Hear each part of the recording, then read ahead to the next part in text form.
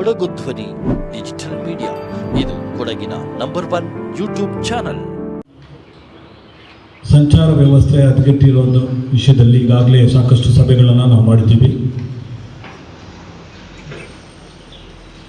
ಇರತಕ್ಕಂಥ ಚಿಕ್ಕ ಮೂಲಭೂತ ಸೌಲಭ್ಯಗಳನ್ನು ಬಳಸಿಕೊಂಡು ಇತ್ತೀಚೆಗೆ ಹೆಚ್ಚಾಗ್ತಿರತಕ್ಕಂಥ ವಾಹನಗಳ ಸಂಖ್ಯೆಯನ್ನು ಪರಿಗಣನೆ ಮಾಡಿಕೊಂಡು ನಾವೆಲ್ಲ ಹೇಳ್ಕೊಳ್ಳೋ ರೀತಿಯಲ್ಲಿ ವಾರದ 2 ದಿನಗಳಲ್ಲಿ ಸಂಚಾರ ವ್ಯವಸ್ಥೆ ಗೋಣಿಕೊಪ್ಪ ನಗರದಲ್ಲಿ ಚೆನ್ನಾಗಿಲ್ಲ ಅಂತ ಎಲ್ಲರಿಗೂ ಗೊತ್ತಿರುವಂಥ ನಾವು ಒಪ್ಕೋಬೇಕಂತ ನೀವು ಒಪ್ಕೋಬೇಕಂತ.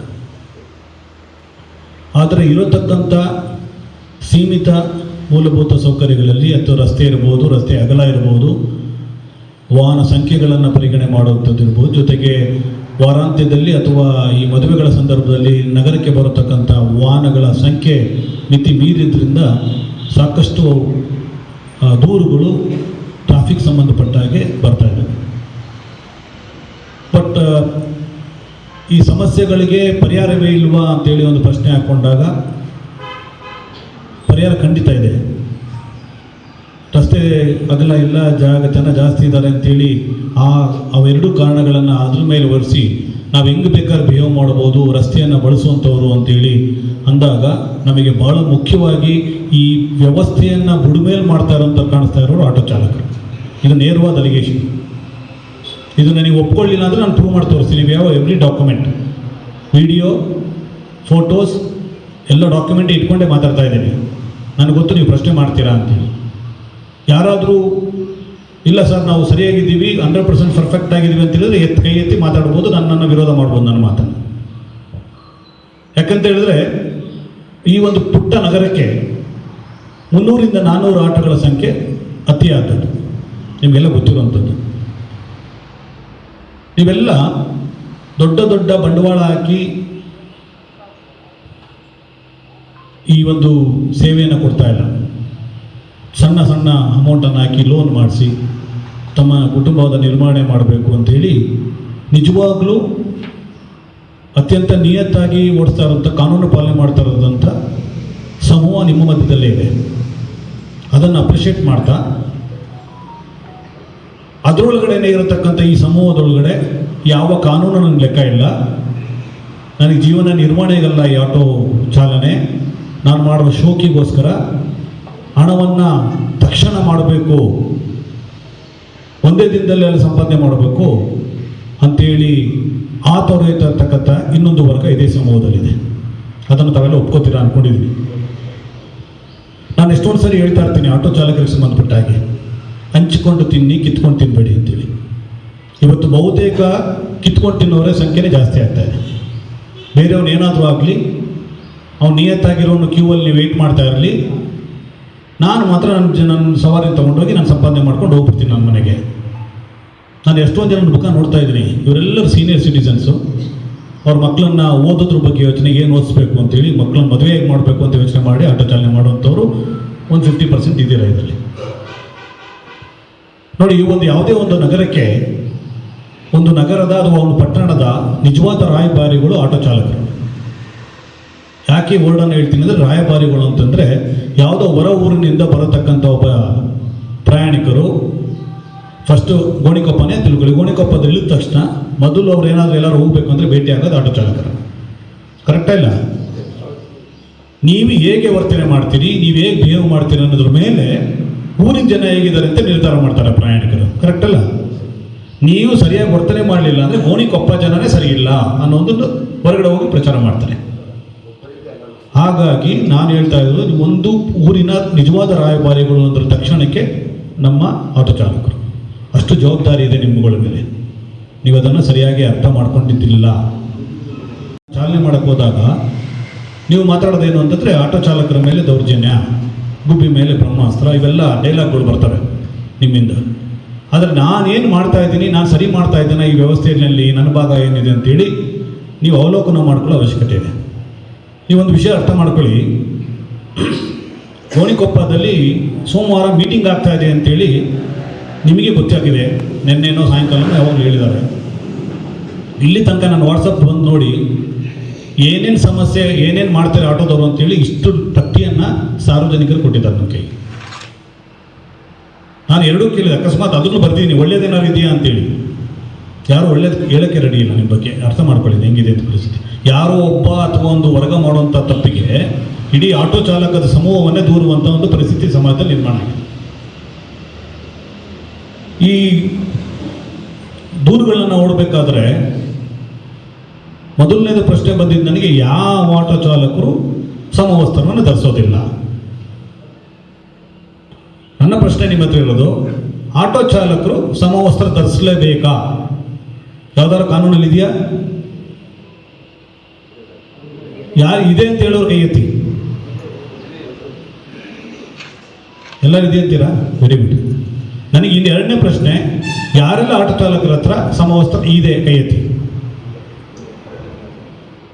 ಎಲ್ಲರ ಹತ್ರ ಇದೆಯಲ್ಲ? ಅಂದರೆ ನಾನು ಏನು ಹೇಳಬೇಕು ಅರ್ಥ ಆಗ್ತಾ ಇಲ್ಲ. ಎಲ್ಲರಿಗೂ ಸಿಗಲ್ಲ, ಇದು ಸಿಗ್ತದಾ? ಪೊಲೀಸ್ ಕೆಲಸನೂ ಎಲ್ಲರಿಗೂ ಸಿಗಲ್ಲ, ಕಾಕಿ ಹಾಕಕ್ಕೆ ನಿಮಗೂ ಎಲ್ಲ ಅವಕಾಶ ಸಿಗಲ್ಲ. ಅದಕ್ಕೆ ಗೌರವ ಕೊಡುವಂಥದ್ದು ಕೆಲವರು ಭಾಳ ಚೆನ್ನಾಗಿ ಹಾಕೊಂಡಿದ್ದೀರ, ನೋಡ್ತಾ ಇದ್ದೀನಿ. ನೀವು ಮಂಗಳೂರು ಕಡೆ ಬಂದರೆ ಕಾಕಿ ಪ್ಯಾಂಟು, ಕಾಕಿ ಶರ್ಟು, ಒಂದು ಬ್ಲ್ಯಾಕ್ ಬೆಲ್ಟು, ಶೂ ಹಾಕ್ಕೊಂಡು ಅವ್ರಿಗೆ ಆ ಪ್ರೈಡ್, ಅವರಿಗೆ ಅದು ಹೆಮ್ಮೆ. ನಮಗೆ ಈ ಏನಲ್ಲಿ ಒಂದು ವೈಟ್ ಶರ್ಟ್ ಇಲ್ಲಿ ತನಕ ಅರ್ಧ ಶರ್ಟು, ಅದ್ರ ಮೇಲೆ ಒಂದು ಜಾಕೆಟ್ ಹಾಕೊಂಡಂಗೆ ಅರ್ಧ ಆಯಿತು. ನೀವು ಗೌರವ ಕೊಡ್ತಾ ಇರೋದು ಇದ್ರ ರೀತಿ. ಇವತ್ತು ನನ್ನ ಜೊತೆಗೆ ಮೋಹನ್ ಅವರು IME ಇನ್ಸ್ಪೆಕ್ಟರ್ ಬಂದಿದ್ದಾರೆ. ನಾವೆಲ್ಲ ಯಾಕೆ ಕೂತಿದ್ದೀವಿ ಅಂತ ಹೇಳಿದ್ರೆ ಸುಮ್ಮನೆ ಕಾಟಾಚಾರಕ್ಕೆ ಸಭೆ ಮಾಡಿ ಹೋಗ್ಲಿಕ್ಕಲ್ಲ. ನಾಳೆಯಿಂದ ಆಟೋ ಚಾಲಕರ ಬದಲಾವಣೆಯನ್ನು ನಿರೀಕ್ಷಿಸ್ತೀವಿ. ನೀವು ತರಲಿಲ್ಲ ಅಂದರೆ ನಾವು ತರಿಸ್ತೀವಿ. ಇದು ಮಾತನ್ನು ತಗೊಳ್ಳಿ. ಕಳೆದ ಬಾರಿ ಏನಾಯಿತು ಅಂತ ಕೆಲವ್ರಿಗೆ ನೆನಪಿದೆ. ಇಲ್ಲೊಂದು ಸಭೆ ಆದಾಗ ಏನಾಯಿತು ಅಂತೇಳಿ 100 ಜನ ಲೀಡರ್ಸ್ ಹತ್ರ ಹೋಗೋದು ಬದಲು ನೀವೇ ನಿಯಂತಾಗಿ ಇದು ಮಾಡ್ಬಿಡಿ. ಪೊಲೀಸರು ನಿಮ್ಮ ಹತ್ರಕ್ಕೆ ಬರಲ್ಲಪ್ಪ. ಯಾಕೆ ಬರಬೇಕು ಪೊಲೀಸರು? ಪೊಲೀಸರಿಗೆ ಒಳ್ಳೆಯವ್ರ ಹತ್ರ ಏನು ಕೆಲಸ ಇದೆ? ಕೆಲಸ ಇದೆಯಾ? 100% ಇಲ್ಲ ಕೆಲಸ ಒಳ್ಳೆಯವ್ರ ಹತ್ರ. ಪೊಲೀಸರು ಇರೋ ಸಿಸ್ಟಮ್ ಇರೋದೇ ಬೇರೆಯವ್ರನ್ನ ಡೀಲ್ ಮಾಡಲಿಕ್ಕೆ, ಒಳ್ಳೆಯವ್ರನ್ನ ರಕ್ಷಣೆ ಮಾಡಲಿಕ್ಕೆ. ನಿಮ್ಗೆ ಏನಾದರೂ ಅಕಸ್ಮಾತ್ ಸರ್ ನನ್ನ ಹತ್ರ ಬಟ್ಟೆ ಇಲ್ಲ, ಯೂನಿಫಾರ್ಮ್ ಇಲ್ಲ ಅಂತಿದ್ರೆ ಕೈ ಎತ್ತಿ, ಅದಕ್ಕೇನು ವ್ಯವಸ್ಥೆ ಮಾಡಬೇಕು ನಾನು ಮಾಡ್ತೀನಿ. ನಾವೆಲ್ಲ ಸೇರಿ ಮಾಡೋರಿದ್ದೀವಿ. ಆ ಬಟ್ಟೆ ಇಲ್ಲ ಅಂದರೆ ನಿಮ್ಮ ಹತ್ರ, ಹೌದಲ್ಲ? ಅದಕ್ಕೂ ಕಷ್ಟ ಇದ್ದರೆ ಹೋಗ್ಕೊಳ್ಳೋಣ. ಎಸ್, ಇರ್ಬೋದು ಕಷ್ಟ. ಆಟೋ ಚಾಲಕರಿಗೆಲ್ಲ ಸುಖವಾಗಿದ್ದಾರೆ ಅಂತ ನಾನು ಅಂದ್ಕೊಂಡಿಲ್ಲ. ನಾನು ಖುಷಿ ಆಗ್ತಾ ಇರೋದು, ಹೆಣ್ಮಕ್ಳು ಬಂದು ಕೂತಿದ್ದಾರೆ ಇವತ್ತಿಲ್ಲಿ. ಇಬ್ಬರೇ ಇರೋದಮ್ಮ. ನಮ್ಮ ವಿರಾಜಪೇಟೆಯಲ್ಲಿ ಒಂದು 3 ಜನ ಇರಬೇಕು. ಹೌದು, ರಿಯಲಿ ಪ್ರೈಡ್ ಅವ್ರಿಗೆ. ಅವ್ರ ಖುಷಿ ನೋಡಿ ಅವ್ರ ಮುಖದಲ್ಲಿ ಇದೆ ಅವ್ರಿಗೆ. ಅದು ನಿಮ್ಗೂ ಬೇರೆಯವ್ರಿಗೆ ಯಾಕಿಲ್ಲ? ನಾನು ಹೇಳ್ತಾ ಇರೋದು, ಇಲ್ಲಿ ಬಹುತೇಕ 70% ಜನ ನೀವು ಕಾನೂನು ಪಾಲನೆ ಮಾಡೋರೆ. ಇವತ್ತು ಇತ್ತೀಚಿನ ಹುಡುಗರು ಬಂದ್ಬಿಟ್ಟಿದ್ದಾರೆ ಆಟೋದಕ್ಕೆ. ಅವ್ರನ್ನ ಹಿಡಿಲಿಕ್ಕೆ ಆಗ್ತಾ ಇಲ್ಲ, ನೀವುಗಳು ಕಂಟ್ರೋಲ್ ಮಾಡೋಕ್ಕಾಗ್ತಾ ಇಲ್ಲ. ನೀವು ನೋಡ್ಕೊಂಡು ಸುಮ್ಮನೆ ಏನು ಮಾಡೋಕ್ಕಾಗದೇ ಇರೋ ಸ್ಥಿತಿಲಿದ್ದೀರಿ. ಅವ್ರನ್ನ ಕಂಟ್ರೋಲ್ ಮಾಡಬೇಕಾದವ್ರು ನಾವು ಮಾತ್ರ ಮಾಡೇ ಮಾಡೋಣ. ಮೊದಲನೇದು, ಇವ್ನು ನಾಳೆಯಿಂದ ಯೂನಿಫಾರ್ಮ್ ಹಾಕ್ಬೇಕು ಕಂಪಲ್ಸರಿ. ಇದು ಪಕ್ಕ. ಯೂನಿಫಾರ್ಮ್ ಇಲ್ಲ ಅಂದರೆ ದಯಮಾಡಿ ಬರಬೇಡಿ. ಇಲ್ಲ ಅಂದರೆ ದಯಮಾಡಿ ನಮ್ಮ ಪೊಲೀಸ್ ಸಬ್ ಇನ್ಸ್ಪೆಕ್ಟರ್ ಹತ್ರ ಹೋಗಿ, ಸರ್ ನನ್ನ ಹತ್ರ ಯೂನಿಫಾರ್ಮ್ ಹಾಕಿ ಶಕ್ತಿ ಇಲ್ಲ ಅಂತೇಳಿ, we are there for you, ನಾವು ಇದ್ದೀವಿ ಜೊತೆಲಿ. ಅದನ್ನು ಮಾಡ್ಕೊಳ್ಳೋಣ, ದೊಡ್ಡ ವಿಷಯ ಅಲ್ಲ. ಯಾರನ್ನೂ 4 ಜನ ದಾನಿಗಳನ್ನ ಕೇಳ್ಕೊಂಡು ಕೊಡಪ್ಪ ಬಟ್ಟೆ ಅಂತ ಹೇಳಿದ್ರೆ ಕೊಡ್ತಾರೆ, ತಪ್ಪೇನಿದೆ? ಒಂದು. ಎರಡನೇದು, ಆಟೋ ಸ್ಟ್ಯಾಂಡ್ ಯಾಕೆ ಬೇಕು ನಿಮಗೆ? ಬೇಕಾ ಆಟೋ ಸ್ಟ್ಯಾಂಡು? ಏನಕ್ಕೆ ಬೇಕು? ಯಾವನೋ ಸೈಡಿಂದ ಬಂದು ಪುಸ್ತಕ ತರಿಸ್ಕೊಂಡು ಹೋಗೋಕ್ಕೆ ನಿಮ್ಗೆ ಯಾಕೆ ಆಟೋ ಸ್ಟ್ಯಾಂಡ್ ಬೇಕು? ನೇತಾಗಿರೋರು ಬೇಕು ಆಟೋ ಸ್ಟ್ಯಾಂಡು? ಆಟೋ ಸ್ಟ್ಯಾಂಡ್ ಬೇಡ, ತೆಗೆದ್ಬಿಡೋಣ. ಯಾರ್ಯಾರು ಎಲ್ಲೆಲ್ಲಿ ಬೇಕಲ್ಲ ಹೋಗ್ತಾ ಇರಲಿ ಬಿಡಿ. ಅದೇ ತಾನೇ ಅಭ್ಯಾಸ ಇಲ್ಲಿ. ಹೋಗಿ ಬಸ್ ಸ್ಟ್ಯಾಂಡ್ ಪಕ್ಕ ಹತ್ರ ನೋಡಿ, ಒಂದು ಬಸ್ ಬಂದು ನಿಂತ್ಕೊಂಡು ಅಷ್ಟು ಅದು ಎಲ್ಲಿರ್ತಾನೋ ಗೊತ್ತಿಲ್ಲಪ್ಪ, ಕಾಣದೇ ಇಲ್ಲ. ಅವನು ಬಸ್ ಬಂದ್ಬಿಟ್ಟಿರ್ತಾನೆ ಅಲ್ಲಿ ಹಿಂದೆಗಡೆಗೆ. ಅಲ್ಲಿ ಇಳಿಯೋನು ಗೊತ್ತಿರ್ತದೆ, ಆಟೋ ಸ್ಟ್ಯಾಂಡಲ್ಲಿ ಆಟೋ ಇದೆ, ಅಲ್ಲಿ ಹೋಗ್ಬೋದು ಅನ್ನೋದು ಗೊತ್ತಿರ್ತದೆ. ಇನ್ನೊಂದು ಸ್ವಲ್ಪ ಅವಕಾಶ ಕೊಟ್ಟರೆ ಬಸ್ ಒಳಗಡೆ ಹಚ್ಬಿಡ್ತೀರಿ ಗಾಡನ, ಬಾ ಇಲ್ಲ ಹಚ್ಕೋ ಅಂತೇಳಿ. ಆ ಸ್ಥಿತಿಯಲ್ಲಿ ಇದ್ದೀರಿ ನೀವೆಲ್ಲ. ಅದಕ್ಕೆ ಹೇಳಿದ ನಾನು ಬಂದಿಲ್ಲ. ಅದೇನೇ ಹೇಳ್ತಾರೆ, ಅವ್ರು ಬರಲ್ಲ ಇಲ್ಲಿ, ಗೊತ್ತು ನನಗೆ. ನಾನು ಸುಮ್ಮನೆ ಏನು ಮಾಡಬೇಕು ಅಂದರೆ ನಿಮ್ಮ ಹತ್ರ ಹೇಳ್ಬೇಕಂದ್ರೆ ನೀವು ಮೆಸೇಜ್ ಕೊಡ್ತೀರಾ ಅಂತ ಗೊತ್ತು ನನಗೆ. ಅದಕ್ಕೆ ನಿಮ್ಮ ಹತ್ರ ಹೇಳಿ ಕಳ್ಸೋಣ. ಯಾವ ಆಟೋ ಸ್ಟ್ಯಾಂಡಲ್ಲಿ ಆಟೋ ನಿಲ್ಲಕ್ಕೆ ಅವಕಾಶ ಇಲ್ಲ, ಅವ್ರ ಆಟೋ ಓಡಿಸೋ ಅವಶ್ಯಕತೆಯೂ ಇಲ್ಲ. ಎರಡನೇ, ಇದು ನೋಟ್ ಮಾಡ್ಕೊಬ. ನಾನು ಏನೇನು ಹೇಳ್ತೇನೆ ಎಲ್ಲ ಫಾಲೋ ಆಗ್ಬೇಕು. ನನಗಿದು ಸುಮ್ಮನೆ ಇಲ್ಲಿ ಕಾಟಾಚಾರದ ಸಭೆ ಮಾಡಿ ಹೋಗೋದು ಬೇಡ. ಆಟೋ ಸ್ಟ್ಯಾಂಡಿಗೆ ಬರಲಿಲ್ಲ ಅಂದ್ರೆ ನೀನು ದಯಮಾಡಿ ನೀನು ಆಟೋ ಸ್ಟ್ಯಾಂಡಲ್ಲಿ ಯಾರು ನಿಂತಿರ್ತೀವಿ ಒಂದು ಫೋಟೋ ಹೊಡೆದು ಒಂದು ವೀಡಿಯೋ ಮಾಡಿ ನನಗೆ ಹಾಕ್ಬೇಕು. ನಾನು ನಂಬರ್ ಕೊಡ್ತೀನಿ ಎಲ್ಲರಿಗೂ. ಖುದ್ದು ನನಗೆ ಹಾಕ್ಬೇಕು ನೀವು, ಇಲ್ಲ ಸಬ್ ಇನ್ಸ್ಪೆಕ್ಟ್ರಿಗೆ ಹಾಕಿ. ಸಬ್ ಇನ್ಸ್ಪೆಕ್ಟರ್ ಆ್ಯಕ್ಟಿವ್ ಆಗಿದ್ದಾರೆ, ಅವ್ರು ಮಾಡ್ತಾರೆ. ಬಿಡಬೇಡಿ ನೀವೆಲ್ಲ. ಇದು ಟೈಮ್, ಸರಿಯಾದ ಟೈಮ್ ನಿಮಗೆಲ್ಲ ಒಂದಾಗಲಿಕ್ಕೆ. ನಿಂತ್ಕೊಳ್ಳಿ, ಏನಾಗ್ತದೆ ನೋಡೋಣ. ಯಾವನೇನೇನು ಮಾಡೋಕ್ಕಾಗಲ್ಲ. ನೀನು ಕಾಲನ ಪಾಲನೆ ಮಾಡಿದಾಗ ನೀನು ಸೆಲ್ಯೂಟ್ ಮಾಡಿ ಕಳಿಸ್ತೀನಿ ನಾನು. ಕಾನೂನು ಪಾಲನೆ ಮಾಡಲ್ಲ ಅಂದರೆ ನೀನು ಏನು ಮಾಡ್ಬೇಕು ನಾನು ಮಾಡೋಕ್ಕೆ ಗೊತ್ತಿದೆ, ಕಾನೂನಲ್ಲಿ ಅವಕಾಶ ಕೊಟ್ಬಿಟ್ಟಿದ್ದೆ ನನಗೆ, ಬೇರೆ ಏನು ಮಾಡೋದು ಬೇಡ, ನಾನು ಕಾನೂನು ಪಾಲನೆ ಮಾಡಿದ್ರೆ ಸಾಕು. ಒಂದಂತೂ ಸತ್ಯ ಹೇಳ್ತೀನಿ ಕೇಳಿ, ನೀವೇನಾದರೂ ಕಾನೂನು ಪಾಲನೆ ಮಾಡಿದ್ರೆ ಅಂದರೆ ಒಂದು ಹೆಜ್ಜೆನೂ ನೀವು ಗಾಡಿ ತೆಗಿಲಿಕ್ಕಾಗಲ್ಲ, ಅಷ್ಟು ಸ್ಟ್ರಿಕ್ಟ್ ಇದೆ ಕಾನೂನು. ನಾವು ಯೋಚನೆ ಮಾಡಿ ಬೇಡ ಅವ್ರು ಹೊಟ್ಟೆ ಮೇಲೆ ಹೊಡೆಯೋದು ತುಂಬ ಬೇಡ ಅಂತೇಳಿ ಯೋಚನೆ ಮಾಡ್ತಾ ಇದ್ದಾರೆ, ಅದನ್ನು ತಪ್ಪಾಗಿ ಅರ್ಥ ಮಾಡ್ಕೋತಾ ಇದ್ದಾರೆ ನೀವೆಲ್ಲ. ಮೂರನೇ ವಿಷಯ ಡಾಕ್ಯುಮೆಂಟ್ಸ್. ಅದಕ್ಕೆ RTO ಅವ್ರನ್ನ ಕರ್ಕೊಂಡ್ಬಂದಿದ್ದೀನಿ. ಡಾಕ್ಯುಮೆಂಟ್ಸ್ ಇಲ್ಲ ಅಂದರೆ ದಯಮಾಡಿ ಚೆಕ್ ಮಾಡಿ, ಡಾಕ್ಯುಮೆಂಟ್ಸ್ ಇಲ್ಲ ಅಂದರೆ ಸೀಸ್ ಮಾಡಿ ಗಾಡಿನ, ನೆಟ್ ಮಾಡಿಕೊಡಪ್ಪ. ಪರ್ಮಿಟ್ ಇಲ್ಲ ಅಂದರೆ ಹ್ಯಾಂಡ್ ಓವರ್ ಮಾಡಿ ಗಾಡಿನ. ಅವ್ರು ಯಾರು ಮಾಡೋದು ಸೀಸ್ ಮಾಡಿ ಅದಾಗಲಿ. ಆಮೇಲೆ ಇನ್ನೊಂದು ಹೇಳ್ಬಿಡ್ತೀನಿ, ಸಾಕಷ್ಟು ಜನ ರಿಕ್ವೆಸ್ಟ್ ಮಾಡ್ತೀರಾ. ಆಮೇಲೆ ಯಾಕೆ ರಿಕ್ವೆಸ್ಟ್ ಮಾಡ್ಬೇಕು ನಮ್ಮ ಹತ್ರ? ಏನೇ ಅವಶ್ಯಕತೆ ರಿಕ್ವೆಸ್ಟ್ ಮಾಡೋಕ್ಕೆ? ನೀವು ಸರಿ ಇರಿ ಸ್ವಾಮಿ, ಸರಿ ಇದ್ಮೇಲೆ ನಮ್ಮ ಹತ್ರ ಯಾಕೆ ರಿಕ್ವೆಸ್ಟ್ ಮಾಡ್ತೀರಾ? ಪಾಲನೆ ಮಾಡಿ ನೀವು ಕಾನೂನನ್ನು. ಆಮೇಲೆ ಇನ್ನೊಬ್ರು ಅದು ತಪ್ಪು ಮಾಡ್ತಾ ಇದ್ರೆ ತಪ್ಪು ಮಾಡ್ತಾ ಅದನ್ನೇ ಜೀವನ ಮಾಡಬೇಡಿ, ಅದನ್ನು ವಿರೋಧ ಮಾಡೋ ಪ್ರಯತ್ನ ಮಾಡಿ, ಗಲಾಟೆ ಮಾಡ್ಕೊಳ್ಳಿ ಅಂತ ಹೇಳ್ತಾ ಇಲ್ಲ ನಾನು. ನಿಮ್ಗೆ ಬೇಕಾದಷ್ಟು ಮಾಹಿತಿಗಳು ಕೊಡೋ ಅವಕಾಶ ಇದೆ. ನನ್ನ ವಾಟ್ಸಪ್ ನಂಬರ್ ಇದೆ, ಇವ್ರ ವಾಟ್ಸಪ್ ನಂಬರ್ ಇದೆ, ಅವರಿದ್ದಾರೆ. ಯಾವಾಗಲೂ ರೋಡಲ್ಲಿ ನಿಂತಿರ್ತಾರೆ ವೆಂಕಟೇಶ್ ಬಂದು. ಇವತ್ತು ಯಾರು ಹೇಳ್ತಾರೆ ವೆಂಕಟೇಶ್ ಯಾವಾಗಲೂ ಪರಿಸ್ಥಿತಿ ಸರಿ ಮಾಡ್ತಾ ಇರ್ತಾರೆ ಅಂತೇಳಿ. ಇದು ಪಾಯಿಂಟು. ಹಾಗಾಗಿ ಮೂರನೇ ಪಾಯಿಂಟು, ಡಾಕ್ಯುಮೆಂಟ್ಸ್ ಇಲ್ಲದೆ ನೀವು ಗಾಡಿನ ಓಡಿಸೋ ಹಾಗಿಲ್ಲ. ನಿಮ್ಗೊಂದು ವಿಷಯ ಗೊತ್ತಿದೆ ಇಲ್ವೋ, ನಾಲ್ಕನೇ ಪಾಯಿಂಟ್ ಮಾತಾಡೋಕ್ಕಿಂತ ಮುಂಚೆ ಹೊರಗಡೆ ನಮ್ಮ ಪೊಲೀಸವ್ರ ಹತ್ರ ಇದೆ ಅಲ್ಲಿ. ಯಾಕೆ ಹೇಳಿ? ಅಲ್ಲಲ್ಲ, ಅವ್ರು ನಾನು ಇಲ್ಲಿಗೆ ತಂದಿದ್ದೀನಿ, ಇಲ್ಲಿಂದ ಹೊರಗಡೆ ಹೋಗ್ಬೇಕಾದ್ರೆ ಊದ್ಸೆ ಕಳಿಸ್ಬೇಕು ಅಂತ. ಯಾಕಂತ ಹೇಳಿದ್ರೆ 70% ಜನ ಎಣ್ಣೆ ಹೊಡ್ಕೊಂಡೆ ಆಟೋ ಓಡಿಸೋದಿಲ್ಲಿ. ಹಾಂ, ಇನ್ಮೇಲೆ ಅವಕಾಶ ಇಲ್ಲ ಸ್ವಾಮಿ, ಬಿಟ್ಬಿಡಿ. ನೀನು ಎಣ್ಣೆ ಹೊಡಿಬೇಕಾ ಹೋಗಿ ಮಲ್ಕೋ, ಇಲ್ಲ ಆಟೋ ಹತ್ಬೇಡ ನೀನು. ಇದು ನಾಳೆಯಿಂದ ಹೇಳ್ತಾ ಇದ್ದೀನಿ, ಯಾರು ಬೇಸರ ಮಾಡ್ಕೋಬೇಡಿ, ನಿಮ್ಮನ್ನು ಬಂದು ಊದಿಸ್ತೀನಿ ನಾನು. It should happen. ಪ್ರತಿದಿನ ನನಗೆ ಮಿನಿಮಮ್ 25 ಜನ ಊದಿಸ್ಬೇಕು, ನೋಡೋಣ ಅದೇನಾಗುತ್ತೆ ಅಂತೇಳಿ. ನಿಮ್ಮ ಲೈಫ್ ಅಷ್ಟೇ ಅಲ್ಲ, ಬೇರೆಯವ್ರ ಲೈಫನ್ನು ಪಣಿಕಿಡ್ತಾ ಇದ್ದೀರಲ್ರಿ ನೀವು. ಎಸ್, ನನಗೆ ವೆಹಿಕಲ್ ನಂಬರ್ ಸಮೇತ ಬರ್ತದೆ. ಒಂದು ನಂಬರ್ ಹೇಳ್ಬಿಡ್ತೀನಿ, ಹೇಳ್ಬೇಕಾ ಬೇಡ ಗೊತ್ತಿಲ್ಲ ನನಗೆ, ಹೇಳಿದ್ರು ತಪ್ಪಾಗ್ತದೆ, ಹೇಳ್ತೀನಿ. ನಾನು ಕಳಿಸಿ ನೆನ್ನೆನೆ, ಸರ್ ಇವ್ನು ಹುಡುಕಿ ಈಗ ನೀವು ಹಿಡೀರಿ, ನೀವು ಡ್ರಂಕ್ ಆ್ಯಂಡ್ ಡ್ರೈವ್ ಸಿಗಲಿಲ್ಲ ಅಂತ ಕೇಳಿ ಅಂತ ಮೆಸೇಜ್ ಬರ್ತದೆ. ನಿಮಗೆ ಕುಡಿಯೋಕ್ಕೆ ಬೇಕಾ? ಆಟೋ ನಿಲ್ಲಿಸ್ಬಿಟ್ಟು ಹೋಗಿ ಕುಡಿದ್ಬಿಟ್ಟು ಏನಾರು ಮಾಡ್ಕೊಳ್ಳಿ. ನಿಮಗೆ ಕುಡಿದ ಮೇಲೆ ಆಟೋ ಹತ್ತಕ್ಕೆ ನಾನಂತೂ ಬಿಡಲ್ಲ ಇನ್ಮೇಲೆ, ಇದು ಸತ್ಯ. ಆಮೇಲೆ ಏನು ಮಾಡಬೇಕು ಅಂತೇಳಿ, ಇದು ನಾವೇನೇನು ಮಾತಾಡ್ತಾ ಇದ್ದೀವಿ, ನಾಳೆಯಿಂದ ಚಾಚು ತಪ್ಪದೆ ಪಾಲನೆ ಆಗ್ತದೆ. ಸುಮ್ಮನೆ ಒಂದು ಸೆಕೆಂಡ್ ರಿಪೀಟ್ ಮಾಡೋದು ಬೇಡ ನಾನು ಅದನ್ನು. ಇನ್ನೊಂದು, ಕರೆದಿದ್ದ ಕಡೆಗೆ ಬರೋಲ್ಲ. ನೀನು ಹೇಳಿದ ಕಡೆಗೆ ನಾನು ಯಾಕೆ ಸಮಯ ಬರಬೇಕು? ನಾನು ಕೇಳಿದ ಕಡೆಗೆ ನೀನು ಬರಬೇಕಲ್ಲ. ಇದು ತುಂಬ ಸಮಸ್ಯೆ ಇಲ್ಲ, ಬಟ್ ಸಮಸ್ಯೆ ಇದೆ. ಸಮಸ್ಯೆ ಯಾಕೆ ಅಂತ ಹೇಳಿದ್ರೆ ದುಡ್ಡು ಬರಲ್ಲ ನನಗೆ ದೂರ ಹೋಗ್ಲಿಕ್ಕೆ. ನೀನು ನಿಂತಿರೋದೇ ಸೇವೆ ಮಾಡೋಕ್ಕೆ ಸ್ವಾಮಿ. ಆ ಸೇವೆ ಚಿಕ್ಕದಾದ್ರೇನು ದೊಡ್ಡದಾದ್ರೇನು. ಆಮೇಲೆ ನಿಜವಾಗ್ಲೂ ನಿಮ್ಮನ್ನೆಲ್ಲ ಆ್ಯಡ್ಸಾಪ್ ಮಾಡಬೇಕು ನೀವು ಆ ಸೇವೆ ಮಾಡೋದಕ್ಕೆ. ಸುಮ್ಮನೆ ಅಲ್ಲ, ನಿಮ್ಮದು ಮಧ್ಯರಾತ್ರಿ ಫೋನ್ ಮಾಡಿದಾಗ ಎದ್ದು ಹೋಗ್ತೀರಾ. ಇವತ್ತು ಕೊಡಗನ ಪರಿಸ್ಥಿತಿ ಹೆಂಗಿದೆ ಗೊತ್ತಾ? ಮನೆಯಿಂದ ಫೋನ್ ಮಾಡಿದ ತಕ್ಷಣ ಎದ್ದು ರೆಡಿಯಾಗಿ ಹೋಗ್ತಾ ಇರ್ತೀರಿ. ಹುಷಾರಿಲ್ಲ ಅಂದರೆ ಇದಾಗಂದರೆ ಎಂಥ ಸೇವೆ ಮಾಡ್ತಾ ಇದ್ದೀರ ಅದನ್ನು ನೀವು. ನಿಮಗೆ ಯಾಕೆ ಆ ಪ್ರೈಡ್ ಇಲ್ಲ ಅದ್ರ ಬಗ್ಗೆ? ದುಡ್ಡು ನಿಂದೆ ಬೆಳೆದು ಬೇಡ, ದುಡ್ಡು ಬರಬೇಕು ಅಂದರೆ ನೀವು ಸೇವ್ ಮಾಡಿದ್ರೆ ಬಂದೇ ಬರ್ತದೆ. ಇವತ್ತು ಏನಾಗ್ಬಿಟ್ಟಿದ್ದಾರೆ ಅಂತಂದರೆ, ಯಾರು ಆಲ್ಮೋಸ್ಟ್ ಸೀನಿಯರ್ ಯಾರು ಇಲ್ಲಿಗೆ ಆಟೋ ಡ್ರೈವರ್ಸಲ್ಲಿ? ಎಷ್ಟು? 15. ಎಷ್ಟು ವರ್ಷ ಆಗಿದೆ ನಿಮ್ಮದು? ಸರಿ, ನಿಮ್ಮ ಮಕ್ಳೇನು ಮಾಡ್ತಾ ಇದ್ದಾರೆ? ಓಪನ್ ಆಗಿ ಕೊಡ್ತಾ ಇದ್ದೀನಿ. ಗೊತ್ತಿಲ್ಲ ನಿಮ್ಗೆ ಹೆಂಗಿದೆ ಕೊಡಗಿನ ಪರಿಸ್ಥಿತಿ. ಒಂದು ದೊಡ್ಡ ವಾಲ್ಗ ಹಾಕಿದ್ರೆ ಕಂಪ್ಲೇಂಟ್ ಮಾಡ್ತಾರೆ. ರಾತ್ರಿ 10 ಗಂಟೆ 1 ನಿಮಿಷಕ್ಕೆ ವಾಲ್ಗಾದು, ಸರ್ ವಾಲ್ಗ ಹೋಗ್ತಾ ಇದ್ದಾರೆ, ಡಿಸ್ಟರ್ಬ್ ಆಗ್ತಾ ಇದೆ ಅಂತೇಳಿ. ನಾವೇನಾದ್ರು ಓಪನ್ ಆಗಿ ಕಾಲ್ ಮಾಡ್ತಾ ಇದ್ದೀವಿ 112 ಪೊಲೀಸ್ ಅದು, ಅಥವಾ ನನ್ನ ನಂಬರು DSP ಅಥವಾ ಸಬ್ ಇನ್ಸ್ಪೆಕ್ಟ್ರಿಗೆ ನೀವು ವಾಟ್ಸಪ್ ಮಾಡಿದ್ರೆ ಇಮಿಡಿಯೇಟ್ ಆಗಿ ಆ್ಯಕ್ಷನ್ ಆಡೋದ್ರ ಮೇಲೆ ಮಾಡ್ತೀವಿ ನಾವು. ಇದು ಪಬ್ಲಿಕ್ ಅವರಿಗೆ ಕಾಲ್ ಮಾಡ್ತಾರೆ ನಾವು. ರಾತ್ರಿ ಹೊತ್ತು ನೀವು ಸೇಫ್ಟಿಯಾಗಿ ಕರ್ಕೊಂಡು ಹೋಗ್ಬೇಕಾಗ್ತದೆ, ಆಯಿತಾ? ರಾತ್ರಿ ಹೊತ್ತು ಬರುವಂಥ ಇವರು ತುಂಬ ಭಯದಿಂದ ಇರ್ತಾರೆ, ಅವರಿಗೆ ಸೇಫ್ಟಿ ಭಾಳ ಇಂಪಾರ್ಟೆಂಟು. ಅದಕ್ಕೆ ಕಂಪಲ್ಸರಿ ರಿಜಿಸ್ಟರ್ ಆಗಬೇಕು ನೀವು ಪೊಲೀಸ್ ಸ್ಟೇಷನಲ್ಲಿ. ನೀವೇನಾದ್ರು ರಿಜಿಸ್ಟ್ರೇಷನ್ ಮಾಡಲಿಲ್ಲ ಅಂದರೆ ನೀವು ಆಟೋ ಓಡಿಸೋ ಅವಶ್ಯಕತೆ ಇಲ್ಲ ಅವತ್ತಿಗೆ. ಆಮೇಲೆ ಈಗ ಅದನ್ನು ಎಷ್ಟು ಜನ ಅಂತ ಹೇಳಿದ್ರಿ? 17 ಜನ ಅಂತ ಹೇಳಿದ್ರಲ್ಲ ಅವರು? 15 ಹೋಗಿಲ್ಲ. ಪೊಲೀಸ್ ಸ್ಟೇಷನಿಂದ ಒಂದು ಚೀಟಿ ಕೊಡ್ಬೇಕಪ್ಪ ಅವ್ರಿಗೆ.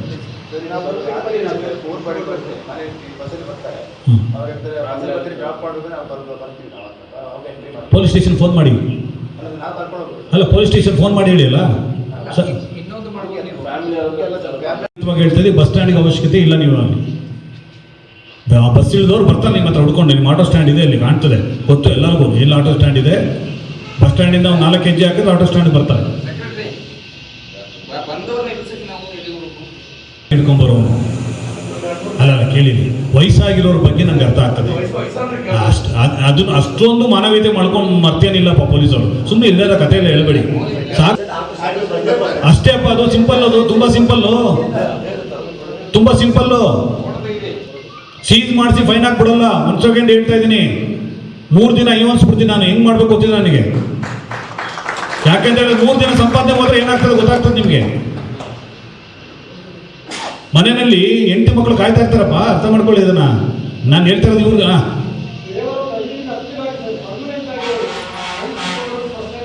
ಒಂದು ಚೀಟಿ ಕೊಡಮ್ಮ ಅವ್ರಿಗೆ. ಈಗ ಒಂದು ಕೆಲಸ ಮಾಡಿ, ನಿಮ್ಗೆಲ್ಲರಿಗೂ ಒಂದು ಚೀಟಿ ಕೊಡ್ತೀನಿ, ನಂಬರ್ ಬರ್ಕೊಡಿ ನನಗೆ. ಯಾವ ಸಂದರ್ಭದಲ್ಲೂ ಫೋನ್ ಮಾಡಿ ಹೋಗ್ಬೇಡ. ಬಸ್ ಸ್ಟ್ಯಾಂಡ್ಗೆ ನಿಮ್ಮ ಎಂಟ್ರೆನ್ಸ್ ಬೇಡ. ನಿಜವಾಗ್ಲೂ ವಯಸ್ಸಾಗಿದೆ ರೀ, ಅದೆಲ್ಲೋ ಮೈಸೂರಿಂದ ಲಗೇಜ್ ತುಂಬಿಕೊಂಡು ಬಸ್ಸಿಂದ ಇಳ್ಕೊಂಡು ಬಂದಿರೋರಿಗೆ, ಅಲ್ಲಿಗೆ ಶಕ್ತಿ ಇರೋರಿಗೆ ನಿಮ್ಮ ಬಸ್ ಸ್ಟ್ಯಾಂಡ್ ಇಳಿದು ಎಷ್ಟು ದೂರ ಬರ್ಬೋದಪ್ಪ? ಎಷ್ಟು ದೂರ ಇರ್ಬೋದು ನಿಮ್ಮದು ಬಸ್ ಸ್ಟ್ಯಾಂಡ್? ಇನ್ನೇನಿಗ್ರಿ ಇದೆಲ್ಲ ಕತೆ ಹೇಳ್ಬೇಕು ನಮಗೆ. ನೀವು ಸ್ಟ್ರಿಕ್ಟ್ ಆಗಿ ನಿಂತ್ಕೊಳ್ರಿ, ಜನ ನಿಮ್ಮ ಹತ್ರ ಬರ್ತಾರ್ರಿ. ಏನಾಗ್ಬಿಟ್ಟಿದೆ ಅಂದ್ರೆ ಈಗ ಕೊಡಗಲ್ಲಿ ನಿಮ್ದು ಹೆಂಗಾಗಿದೆ ಅಂದ್ರೆ ಬಸ್ಗೆ ಹೋಗಿ ನಿಂತ್ಕೋಬೇಕು, ಬಸ್ ಹತ್ರ ಹೋಗಿ ಆಟಾಡ್ಸ್ಕೋಬೇಕು, ಬಸ್ ಅವರು ಸಿಕ್ಕಿದ ಕಡೆ ನಿಲ್ಲಿಸ್ಬೇಕು, ಈ ಭಾವನೆ ಇದೆ. ನೀನು ಎಲ್ಲೆಲ್ಲ ಅಡ್ಡಾಗ್ತಾನೆ ಬಸ್ಸು ನಿಲ್ಲಿಸಲೇಬೇಕು, ನಿಲ್ಲಿಸ್ತಾನೆ. ಇವತ್ತು ಅದನ್ನೇ ನಾನು ಹೇಳ್ಬಿಟ್ಟು ಬಂದಿದ್ದೀನಿ ಅಲ್ಲಿ. ಅದಕ್ಕೊಂದು ಸ್ಪೆಸಿಫಿಕ್ ಇದಿದೆ, ಆಟೋ ಸ್ಟ್ಯಾಂಡು ಬಸ್ ಸ್ಟಾಪು ಅಂತ ಕರೆಯೋದು. ಅದಕ್ಕೆ ಅಲ್ಲಿ ಬಂದು ನಾನು ನಿಲ್ಬೇಕು. ಅಕಸ್ಮಾತ್ ನಿಲ್ಲಕ್ಕಾಗಲಿ ತಪ್ಪು ತಿಳ್ಕೊಳ್ಳೋದು ಬೇಡ. ಇದು ಕಾರಲ್ಲಿದ್ದವ್ರು ಓಡಾಡ್ತಾರೆ ಹಂಗೆ. ಒಂದು ಸ್ಪೆಸಿಫಿಕ್ ಯಾಕೆ ಮಾಡಿರ್ತೀವಿ ಆಟೋ ಸ್ಟ್ಯಾಂಡು. ನೀವು ಯಾರಾದರೂ ಹೊರದೇಶದಲ್ಲಿ ಹೋಗಿ ನೋಡಿದ್ರೆ ಗೊತ್ತಿರ್ತದೆ ನಿಮಗೆ. ಒಂದು ಜಾಗದಲ್ಲಿ ಟ್ಯಾಕ್ಸಿ ಪಾಯಿಂಟ್ ಅಂತ ಇರ್ತದೆ, ಆ ಟ್ಯಾಕ್ಸಿ ಪಾಯಿಂಟ್ಗೆ ಬರಬೇಕು ಜನ, ಅಲ್ಲೇ ನಿಲ್ಲಿಸೋದು ಅವನು, ಇನ್ನೆಲ್ಲೂ ನಿಲ್ಲಿಸಲ್ಲ. ನಿಮ್ಮಲ್ಲಿ ಯಾಕೆ ಮಾಡಬಾರ್ದು? ಬೇರೆ ದೇಶದಲ್ಲಿ ಹೋದಾಗ ನಾವು ಫಾಲೋ ಮಾಡ್ಬಿಡ್ತೀವಿ, ಇಲ್ಲಿ ಮಾಡೋಕ್ಕಾಗಲ್ಲ. ಅದು ಪ್ರಾಬ್ಲಮ್ಮು. ನಾನು ಕಂಪ್ಲೇಂಟ್ ಕೊಡಿಯಪ್ಪ, 5 ಆಟೋಗಳಿಗೆ ಬುದ್ಧಿ ಕಲಿಸೋ ಜವಾಬ್ದಾರಿ ನಾನು. ಮಾರಾಟ ಮಾಡೋ ಇವರು ಇದ್ದಾರೆ ಇಲ್ಲಿ. ಅದಕ್ಕೆ ಅವ್ರಿಗೂ ಒಂದು ಎಚ್ಚರಿಕೆ ಕೊಡ್ತಾ ಇದ್ದೀವಿ. ನೀವು ಬದಲಾದರೆ ಓಕೆ, ಸಮಾಜದ ಮುಖ್ಯವಾಹಿನಿಗೆ ಬರೋಕ್ಕಿದ್ರೆ ಓಕೆ, ಇಲ್ಲ ಅಂತಂದರೆ ನೀವು ಕಾನೂನನ್ನ ಫೇಸ್ ಮಾಡಬೇಕಾಗ್ತದೆ. ಪೊಲೀಸರನ್ನೆಲ್ಲ ಕಾನೂನನ್ನ ಫೇಸ್ ಮಾಡಬೇಕು. ಕಾನೂನಲ್ಲಿರೋ ಎಲ್ಲ ಅವಕಾಶಗಳನ್ನು ಬಳಸ್ಕೊಂಡು ನಿಮ್ಮನ್ನು ಸರಿ ಮಾಡುವಂಥ ಪ್ರಯತ್ನ ಆಗ್ತದೆ ಒಳ್ಳೆ ರೀತಿಯಲ್ಲಿ. ತುಂಬ ಎಕ್ಸ್ಟ್ರಾ ಪ್ಯಾಸೆಂಜರ್ಸ್ ನಮ್ಗೆ ಅರ್ಥ ಆಗ್ತದೆ, ಒಂದು 3-4 ಅರ್ಥ ಆಗ್ತದೆ. ಏನದು ತುಂಬಿಕೊಂಡು ಹೋಗೋದು, ಎದುರು ತುಂಬಿಕೊಂಡಂಗೆ. ಆ ವಿಷಯದಲ್ಲೂ ಈಗಾಗಲೇ ಇನ್ಸ್ಟ್ರಕ್ಷನ್ಸ್ ಕೊಟ್ಟಿದ್ದೀನಿ ನಾವು ಇನ್ಸ್ಪೆಕ್ಟರ್ಸ್ಗೆ, ಯಾವ್ಯಾವ ವಿಷಯದಲ್ಲಿ ಏನು ಕೇಸ್ ಹಾಕಬೇಕು. ಯೂನಿಫಾರ್ಮ್ ಇಲ್ಲದ ಕೇಸ್ ಹಾಕಬೇಕು, ಆಯಿತಾ? ಕರೆದ ಕಡೆಗೆ ಬರೆದಿಲ್ಲ ಅಂದರೆ ಕೇಸ್ ಹಾಕಬೇಕು. ಆಮೇಲೆ ಕುಡಿದು ಚಾಲನೆ ಮಾಡೋದಿದ್ರೆ ಸೀಸ್ ಮಾಡಿ 25,000-30,000 ಸಾವಿರ ಗೊತ್ತಿರಲಿ ನಿಮಗೆ ಫೈನು. ನೀವು ವರ್ಷ ತಿಂಗಳೆಲ್ಲ ಸಂಪಾದನೆ ಮಾಡೋಕ್ಕಾಗಲ್ಲ ಅಷ್ಟು.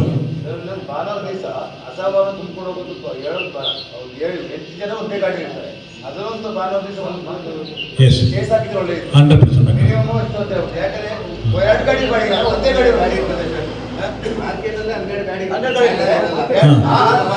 ಮಾರ್ಕೆಟ್ ಹತ್ರ ಕಂಟ್ರೋಲ್ ಮಾಡಿ. ಮಾರ್ಕೆಟ್ಗೆ ಹೋಗೋ ಅವಶ್ಯಕತೆ ಇಲ್ಲ ಅವರು. ಕಮ್ಮಿ ಬಾಡಿಗೆ ಅಂದ್ರೆ ಏನು ಅರ್ಥ? ನೀನು ಕಮ್ಮಿ ಅಂದ್ರೆ ಒಳ್ಳೇದಲ್ಲ ಜನಕ್ಕೆ. ಏನಂತ ಹೇಳು, ಕಿತ್ಕೊಂಡು ತಿನ್ಬೇಡಿ, ಹಂಚ್ಕೊಂಡು ತಿನ್ನಿ ಅಂತ. ಅದೆಲ್ಲ ನಾವೇ ಕಲರ್ ಸೆಲೆಕ್ಟ್ ಮಾಡ್ತೀವಿ, ನಾವೇ ಕೊಡ್ತಿದ್ದೀವಿ, ನಮ್ಮ ಪೊಲೀಸ್ ಇಲಾಖೆಯಿಂದನೇ ಕೊಡ್ತೀವಿ. ಅಲ್ಲ ಅದು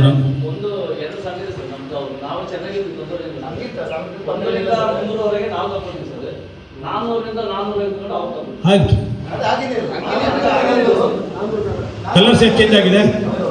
ಅಲ್ಲಿ ಏನು ಮಾಡಿದ್ರು ಲಾಸ್ಟ್ ಟೈಮು, ನಿಮಗೆ ಕೊಡೋಕೆ ಅವರು ಅಂತ.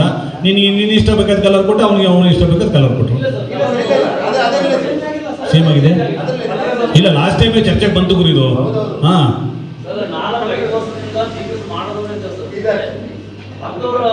ಅಲ್ಲ, ಈಗ ಒಂದು ಕೆಲಸ ಮಾಡಿ, ಈ ಸಂಘದಿಂದ ಹೊರಗಡೆ ಇರೋರು ಇದ್ದೀರಾ ಇದರಲ್ಲಿ?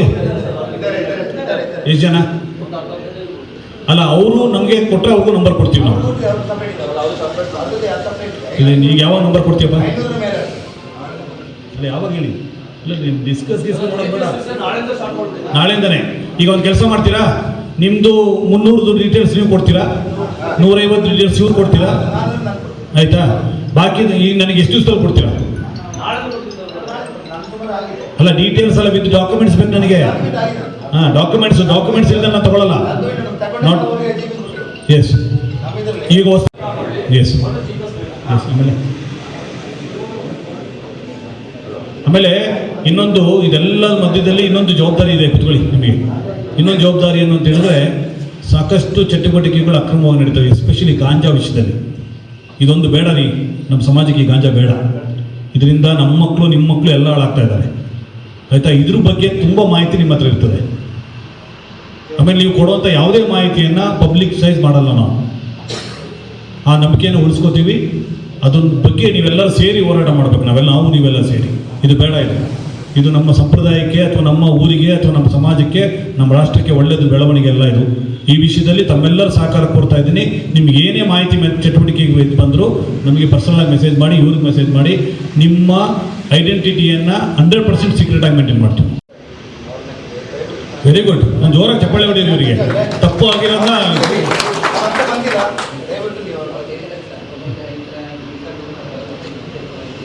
ಎಸ್ ಅದು ಮಾಡಿದ್ದೀವಿ. ಅದು ಮಾನವೀಯತೆ ನಮ್ಮ ಹತ್ರ ಇದೆ.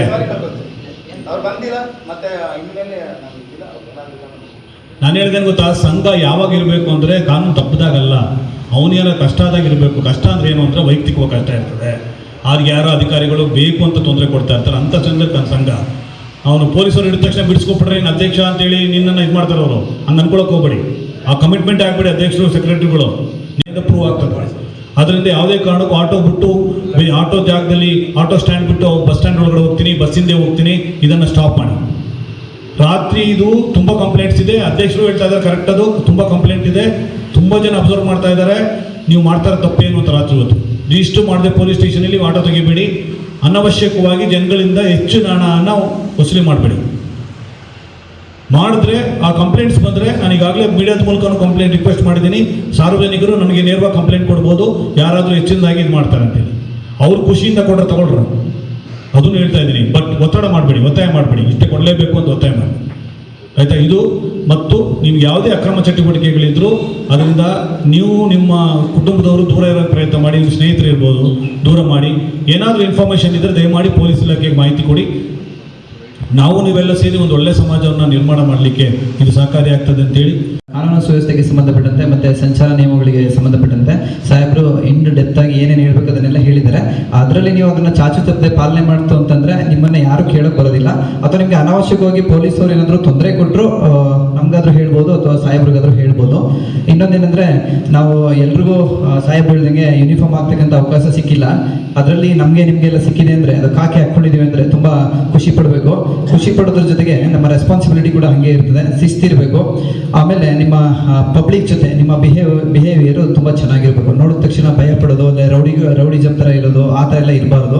ಅದನ್ನೊಂದು ಬದಲಾವಣೆಯನ್ನು ಮಾಡ್ಕೋಬೇಕು. ಎಸ್ಪೆಷಲಿ ನೀವು ಏನು ಆಟೋ ಚಾಲಕರಿದ್ದೀರಿ, ನಿಮ್ಮ ಮಕ್ಕಳು ಕೆಲವೊಂದು ಜನ ಆಟೋ ಡ್ರೈವಿಂಗ್ ಮಾಡ್ತಿರೋದನ್ನ ನಾನು ಗಮನಿಸಿದ್ದೀನಿ. ಒಂದು 2-3 ಜನಕ್ಕೆ ವಾರ್ನಿಂಗ್ ಕೂಡ ಮಾಡಿದ್ದೀನಿ. ಅದನ್ನು ಬದಲಾವಣೆ ಮಾಡ್ಕೋಬೇಕು. ಈಗ ಅದು ಪನಿಷ್ಮೆಂಟ್ ಯಾವ ಥರ ಇದೆ ಅಂದರೆ, 18 ವರ್ಷದ ಒಳಗಡೆ ಇರ್ತಕ್ಕಂಥವ್ರು ಚಾಲನೆ ಮಾಡ್ತು ಅಂತಂದರೆ 25,000 ರಿಂದ 30,000 ಫೈನು ಮತ್ತು ಅವರ ತಂದೆ ತಾಯಿಗೆ 3 ತಿಂಗಳು ಜೈಲು ಶಿಕ್ಷೆ ಇದೆ. ಸೊ ಈ ನಿಟ್ಟಿನಲ್ಲಿ ಯಾವುದೇ ಕಾರಣಕ್ಕೂ ಅಪ್ರಾಪ್ತರಿಗೆ ಕೊಡಬಾರ್ದು, ವೆಹಿಕಲ್ನ ಯಾವುದೇ ಕಾರಣಕ್ಕೂ ಕೊಡಬಾರ್ದು. ಮತ್ತು ಡಾಕ್ಯುಮೆಂಟ್ಸ್ಗಳನ್ನು ಮತ್ತು ಇದನ್ನೆಲ್ಲ ಏನು ಹೇಳಿದ್ರು ಸಾಹೇಬ್ರು, ಅದನ್ನೆಲ್ಲ ಫಾಲೋ ಅಪ್ ಮಾಡ್ಕೊಳ್ಳಿ. ಮತ್ತು ಒಂದು ಉತ್ತಮ ಸಮಾಜ ನಿರ್ಮಾಣ ಮಾಡಬೇಕು ಅಂತಂದರೆ ಎಲ್ಲರಿಂದ ಸಾಧ್ಯ, ಬರೀ ನಮ್ಮಿಂದಾಗಲಿ ನಿಮ್ಮಿಂದಾಗಲಿ ಅಷ್ಟು ಸಾಧ್ಯ ಎಲ್ಲ ಒಂದು ಕಡೆಯಿಂದ ಆಗೋದಿಲ್ಲ. 2 ಕೈ ಸೇರಿದ್ರೆ ಚಪ್ಪಾಳೆ ಆಗೋದು. ಈ ನಿಟ್ಟಿನಲ್ಲಿ ನೀವೆಲ್ಲ ನಮಗೆ ಈಗ ನಾನು ಮೊದಲನೇದಾಗಿ ಕೇಳೋದಂದರೆ, ವೆಹಿಕಲ್ಸಲ್ಲಿ ಏನೇನು ಡಾಕ್ಯುಮೆಂಟ್ ಇರಬೇಕು, ಯಾರಾದ್ರೂ ಒಬ್ಬರು ಹೇಳ್ತೀರಾ? ವೆಹಿಕಲ್ ಹಾಂ,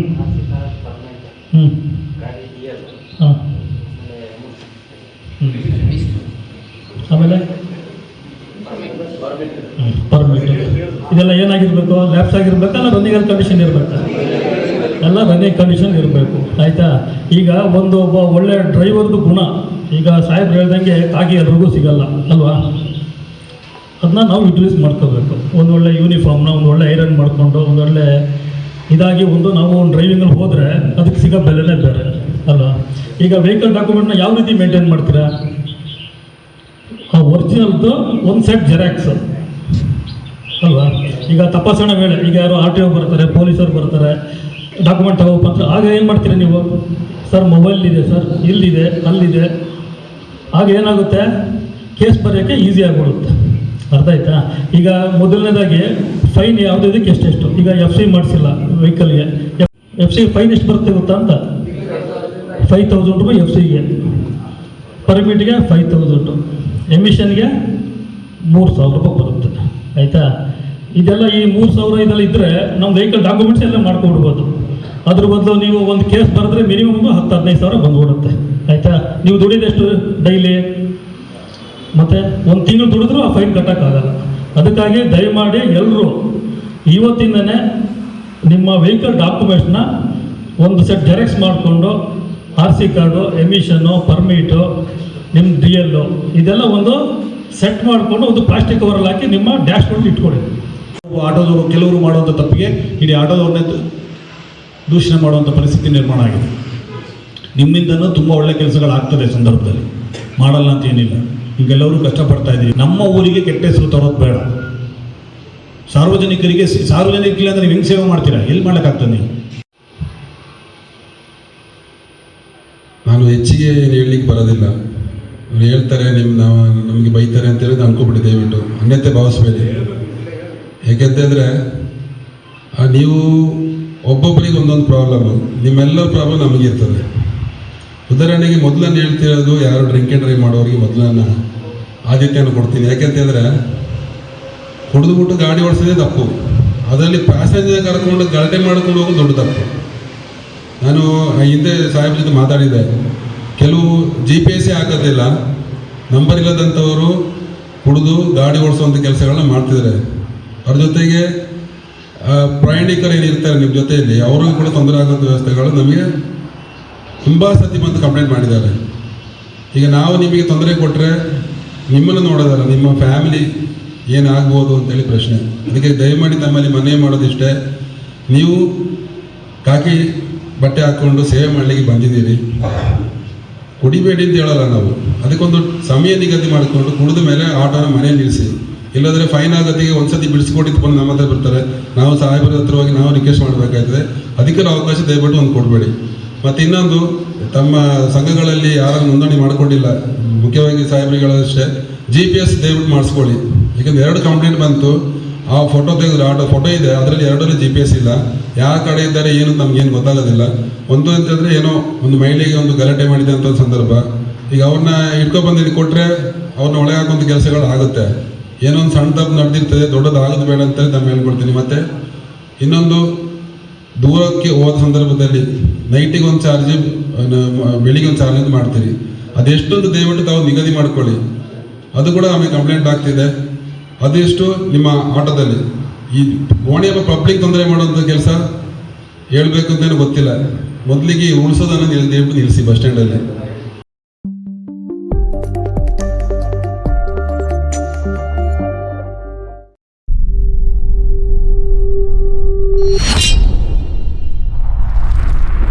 ಕೊಡಗು ಧ್ವನಿ ಡಿಜಿಟಲ್ ಮೀಡಿಯಾ, ಇದು ಕೊಡಗಿನ ನಂಬರ್ 1 ಯೂಟ್ಯೂಬ್ ಚಾನಲ್.